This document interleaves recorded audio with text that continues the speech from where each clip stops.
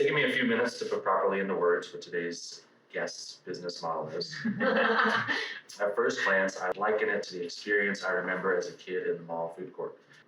The fantasy realized of having all your favorites available in one meal. However, Hungry House, its roster, and the way it works with its collaborators is much more than an indulgent trip to the mall. I do love them all, though. It's founded by Kristen Barnett, who has previous experience at Dig and Zool Ghost Kitchen, and started last year with your first season with our friend Chef Woldy Reyes, among others, including Martha Hoover and who was the other? Ralston Williams, and then Rachel Krupa from The Good Smart. Awesome. Yeah. So we've been going for a whole season, and we're about to launch into season 2 of Hungry House. So tell us a little bit about what the business is and Explain it better than I did. Yeah, we can do that. Essentially what we do is we partner with today's coolest up-and-coming chefs, but I try. I mean, we want to give chefs a way to scale access to their food, and our business essentially provides an opportunity to license their recipes, their signature dishes that maybe they've become known for on social media or through pop-ups. And, when you have the question come to you, where can I get your food? You can answer it then with Hungry House. And so we're utilizing a ghost kitchen virtual brand model, but I don't really like to associate with that because I think ghost kitchens sometimes have a reputation of a lack of transparency or low quality ingredients. And so we're really, as we jokingly call it, the anti-ghost kitchen because we value those things so much. And also, we are really a ghost kitchen for chefs, understanding that the nature of being a chef has changed drastically in the last 2 years, and we want to provide an opportunity for more chefs to scale their business.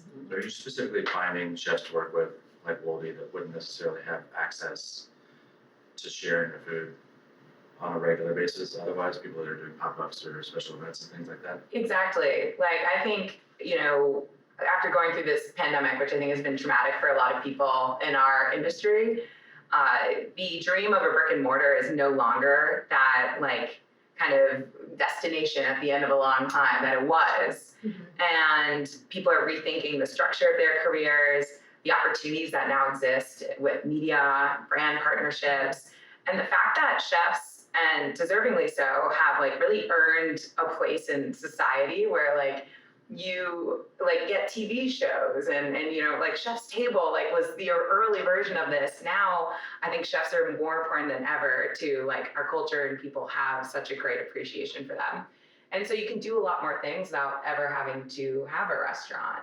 And I just don't think that's what everyone wants. And so we're really, the answer to that. to bridge that gap. So Woldy's here, he's the chef, Yeah. and he's gonna make one of the dishes that's on the Hungry House menu. Yeah. So what are we making today? So we're making my classic, very popular bibingka, which is a Filipino coconut rice cake. And obviously I've kind of romanticized bibingka through my social media. Yes. And this was He makes sexy bibingka. Sexy bibingka. That's a signature move. But I'm just really excited that my bibingka is accessible through Hungry House.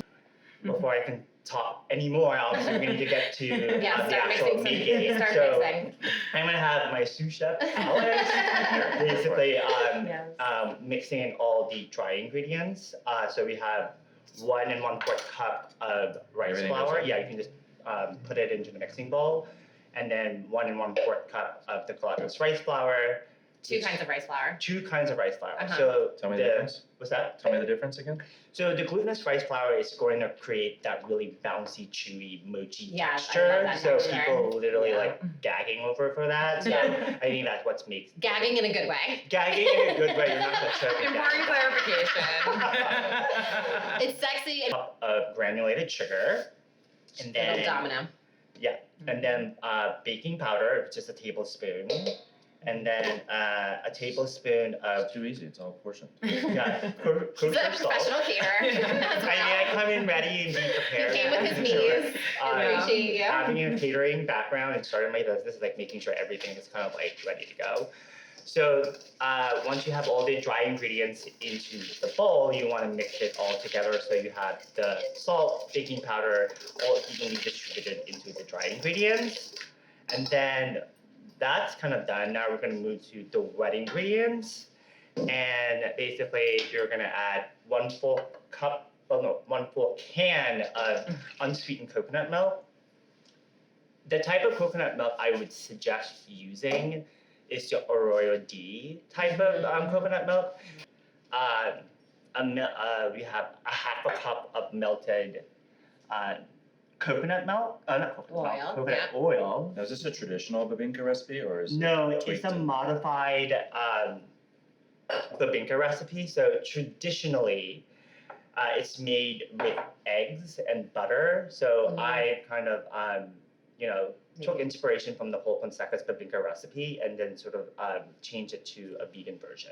So I already kind of like told Nicole like it's from your recipe, but I changed some of the ingredients and then sort of veganized it. And that's just to make it accessible to more people. Yeah, exactly. So traditionally, bibingka it's made in a banana leaf, baked in banana leaf, and then served with a salted duck egg and cheddar cheese. So it's more, it's sort of leaning more savory side. Yeah. So this recipe is more to the sweeter side. So I'm celebrating that in that way. And then we're gonna add It's a lot of a vanilla. tablespoon Okay, so not all that vanilla. of vanilla extract into. Did you even bring your own measuring? Yes, I'm super prepared. So I like to be prepared. Yeah. I think it's a half a cup of sparkling seltzer or seltzer water. The binding, yes, so a half a cup of sparkling or seltzer water. How sparkly does the sparkling water have You to want be? to be super bubbly. You want it to be really Yeah, bubbly. super carbonated. Get your favorite super carbonated water. I Big bubbles only. take bubbles only. Like and then add that into there. And then you're gonna whisk that all together. A muffin tin that has like 12 holes, I guess. And then before we add the batter in there, we're gonna mix in the wet and dry. So what I typically like to do, and Alex, you can do this for me, because you're the sous chef. While you're whisking, I'm gonna like slowly, Just emulsifying and It's emulsifying it. yeah. So tell me, as a chef, so first of all, how long is this each season and why did you choose that length of time for the seasons? So each season runs 4 to 5 months. 4 to 5 months. And the length of time, it really relates to kind of reaching the full potential of the partnership. And so the way we think about it is like naturally with any restaurant, you're typically doing seasonal menu changes. Obviously, my background at Dig, we were doing a lot based on the vegetables and all of our sourcing. Here, it's almost like we take that idea of a menu change and really try to like blow it out with new chefs and like really reinvigorate the menu, welcome a whole new audience, introduce our audience to new chefs, etc. Also in that time period, we're really able to do, as Woldy's saying, a lot of fun things. So like more events, actually like supporting with Woldy's events that maybe exist outside of the Hungry House ecosystem. We really are like meant to be that operating partner to help chefs scale their business, whatever form that takes. Like we are doing the production, and that is a really valuable thing when like Woldy's only one person. Yeah, I'm like a one-man show. You're a one-man Yeah. band. So now Right. there's like We're like an a outsourced partnership. team. Yeah, with Hungry House, it's like, oh, I need to work smarter, not harder.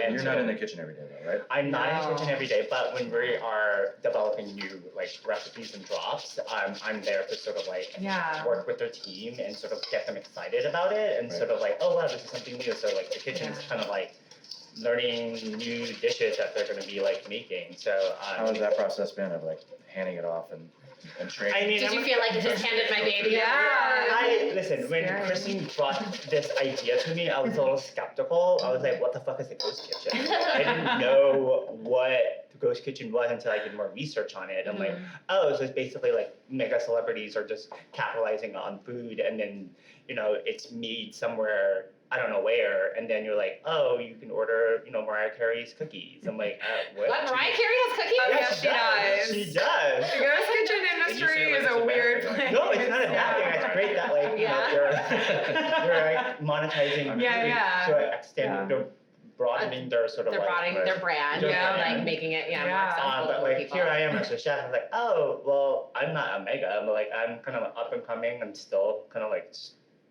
bootstrapping everything that I've been doing, like pop-ups and catering events. Working with my team, but. This was like, oh, well, this is something new. I was a little nervous about like what this means, but the control thing was something that like I was nervous about because I like to be involved and sort of making sure that it's romanticized in a way that how I envision it. But I think we found a happy medium where I work with their teams, like still kind of like fits my aesthetic and flavors and giving it and providing to their team and executing it and sort of like standardizing it, which is like, to me, it's like I don't standardize. I mean, I just kind of like, I'm a fairy. It's like, So I think this is a great, for me to sort of like. That's a good exercise. It's a good exercise to be like sort of like consistent. Like Lonnie has always told me like, you gotta like have your recipes all formulated. And like, I just don't have the time. Kristen has like all of this. It was like helping me standardize. So there's four 3 to 5 dishes from 4 different chefs on the menu at each time. Exactly. So like 16 to 20 dishes basically. Yeah, but we cross-utilize a lot of the base ingredients and prep like the cuts of the vegetables across all of them. But it is different than the traditional ghost kitchen in the sense that you actually have a place where people can come and pick up their food.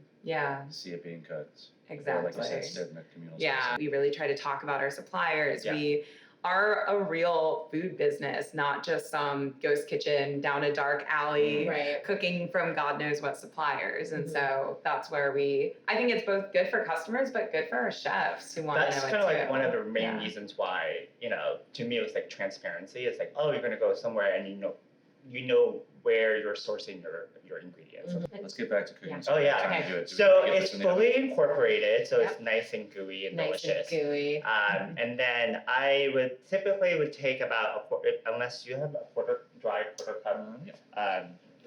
Like we're in an actual kitchen, home kitchen.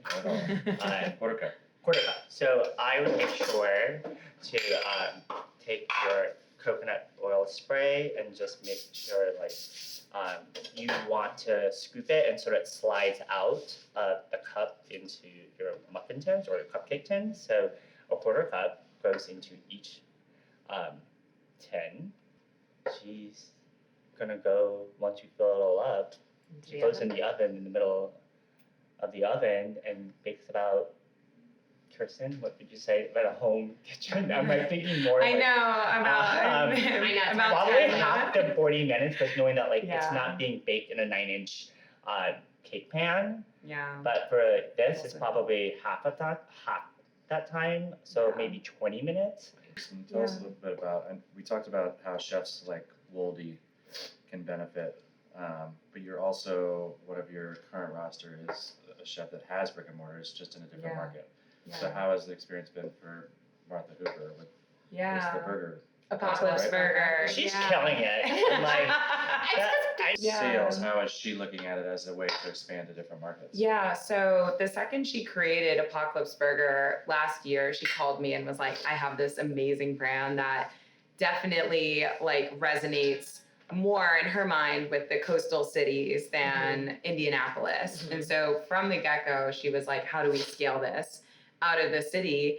And was looking for options. And I hadn't started Hungry House at that time. And so we were always just in conversation about the amazing brand they created in Apocalypse Burger and where she could take it. And this brand that completely resonates with the moment we're living in.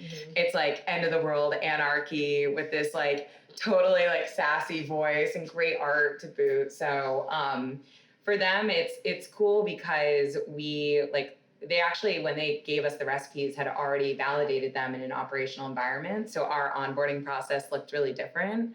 But then obviously we're cooking other concepts alongside. And so we've done the work, as we do with each of our chefs, of really understanding how to make this scalable outside of just one location. And so it's been a really great partnership. We're looking forward to expanding it. Cool. Yeah. So when Kristen was telling me who were like the initial chefs or concepts. It was like, oh, you have Martha Hoover. I'm like, oh, cool, I love her, I respect her. And you have Ralston from Food Sermon. Yeah. So it's like that kind of like, made me feel confident that like I'm not just like lonely schmuck that's like what am I doing? What am I doing with these people? But like the way we think about our changes is that I don't want to flip the whole menu. Like operationally, I think we all understand how much of a nightmare that would be. Like, are you gonna shut down? What do you No, oh my God. Yeah. So we think about changing between 25 and 30% of the menu every season. Got it. And part of this too is like acknowledging we're like incredibly early stage. So we don't have all the answers, and like that amount might change season to season, how much we actually shift. So what we're doing is Ralston, he is pursuing other really cool activities. Like he's working a lot in the islands with the nonprofit that he started after the volcanic eruption. And really just like taking his focus somewhere else. And that's why we honestly have this super modular, model of seasons, because it allows chefs, like they might want to do this for 4 months, but not longer. They might want to do it 1 year, or they might want to do it as long as possible. And the way we look at it too is this chef like, aligned with us from a vision and mission perspective? Are they investing in the partnership in the same way we are to see it grow and scale and be successful? And so for me, it's training my sort of like business sense in a way, because I'm always just a creative, but like you get the real information from like how it's doing. It's like a mind blowing, experience. Like, wow, this is like doing well. What's not doing well? So, and I think for me, it's like from my perspective of it, from the chef or sort of the chef influencer, food creators or content creators, from my perspective, it's basically like they are making food through social media. And I feel like people want to like actually have access to their food. And this is a model that's gonna be like, oh wow, it's like you have this large community of followers and they want to eat your food, not just like make it, but like I want to eat actually Pierce's food or Tony or mine's or Martha's, whomever. Their community wants to connect with their brand in many different formats and ways. And this is a way for them to like try the product without actually having to cook the food. And so we're super excited about that. And like, I see a huge world where we're partnering chef creators with great CPG brands, like bring new products to market to test them, to get that feedback. And like ultimately data is what's so valuable here and is, obviously super interesting to you, like to test it at this scale. And so I think like sky's the limit in terms of what we can do there. We're going to be expanding to Manhattan, which we're so excited about. An amazing location in the West Village. Yeah, it's going to be great. The same menu, this in Brooklyn. Yes. So you won't run seasonally different menus. You'll have the same. Yeah, always the same. So the model. Even if you go to different markets, they would be the same. Like even if you leave. Yeah, potentially smaller localized collaborations as we enter a market, just because our model is so conducive to that. But really for us, like the dream is that our chefs can then say, hey, all of New York, you can buy my food. We're scaling though more like a quick serve restaurant. Like that's our model. That's the way we think about our menu, our resources, our training, and our scalability. And then the way that we go beyond just being quick serve is that, as we were saying, like we're the production arm of the Woldy Kusina brand, right? And so there are so many opportunities beyond just like ready to eat takeout food. We've actually started like a huge wholesale business where we're producing like cold pre-prepared meals that are going to networks of fridges throughout the city, to grocery delivery startups. And so for us, like working with amazing intellectual property and brands and people that other companies want to work with, like we're able to actually drive more and more opportunities since we are the means of production for these chefs. So, again, it's all about like creating this infrastructure. And for us, like the more locations we have, the more kitchens we have, the better. And how does that work with like from the marketing perspective? So are you're relying on the chef influencers to drive traffic and cross promote each other? Like is there set terms there? How do you think about that piece? It's really collaborative, like and somewhat I've let it be more like intuitive and natural to better understand what is the right way to promote this partnership and tell that story, because I think as we've all acknowledged, this is like a very new model that like everyone's figuring out. There is no playbook. We definitely think about it through the business perspective of being so fortunate that our model works with, influencers that have this reach, have this connection to their followers. For me, from my perspective, it's guerrilla style. It's marketing. Literally lure people into this and getting people really excited about whatever the fuck we're dropping. So, and I feel like that's kind of like what's cool about this. Like we're so nimble and basically like we're gonna do whatever and really like blast it out on social media and get really people excited and hopefully like they'll order it because like I saw you dancing, I'm gonna order that too now. Has it worked? Which dance? I was like the dancing conversion. I think this is the thing that a lot of brands have awoken to for influencer marketing is like you can't be like this is exactly what you're gonna post and how it has to be of your voice and like and what's more authentic than your food. And so, obviously in the future, as we grow and scale, having resources and places to do content, film, like access our kitchens on a more programmatic basis, very important to us because it's ultimately that like collaborative storytelling that's like so important here. The foundation of the business, are you self-funded or did you raise money? We raised capital to start the business. We definitely realized in the beginning, we need to get started and actually open a physical location, which obviously takes capital. So we raised from some outside investors. Okay, how was that process? For me, actually, I was very fortunate. I have some incredible investors that I met and we aligned. They've been investing in the ghost kitchen space and had actually seen a lot of the challenges and dynamics up close. So they knew what I was building and why it mattered.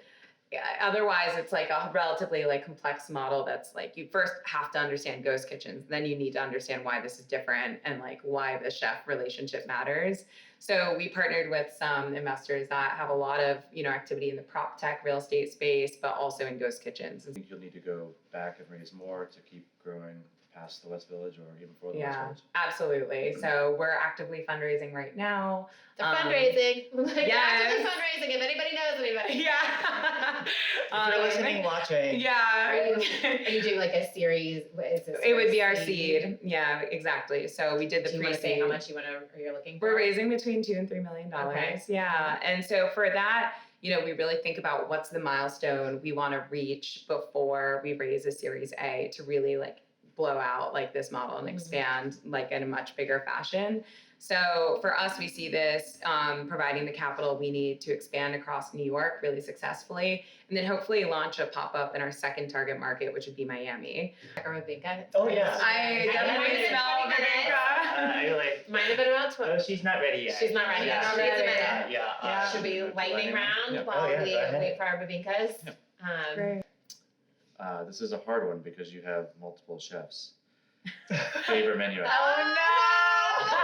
I think I can. I know. You know which one I'm gonna pick? Just in case. I think it has to be something off Woldy's menu. No, I mean it is though, and that's the honest answer is the crispy mushroom balak, which has this insane Fresno coconut hot sauce that is just pure magic.